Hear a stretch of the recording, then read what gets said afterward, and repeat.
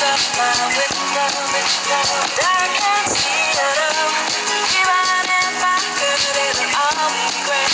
Put your picture on my wall.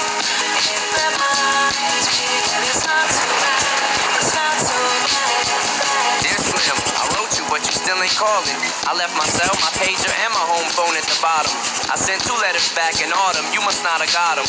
There probably was a problem at the post office or something. Sometimes I scribble addresses too sloppy when I jot them. But anyways, fuck it. What's been up, man? How's your daughter?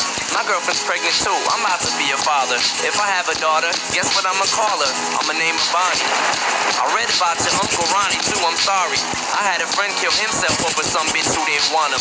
I know you probably hear this every day, but I'm your biggest fan. I even got the underground shit that you did with Scam. I got a room full of your posters and your pictures, man. I like the shit you did with Rockets too. That shit was bad. Anyways, I hope you get this, man. Hit me back, just a chat. Truly yours, your biggest fan. This is Stan. Please don't go to wondering why I got out of bed at all.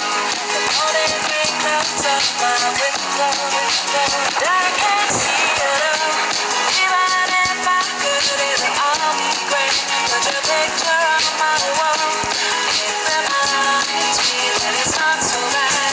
It's not so bad. Dear Slim, you still ain't called a row. I hope you have a chance. I ain't mad. I just think it's fucked up you don't answer fans. If you didn't want to talk to me outside your concert, you didn't have to. You could have signed an autograph for Matthew. That's my little brother, man. He's only 6 years old. We waited in the blistering cold for you for 4 hours and you just said no.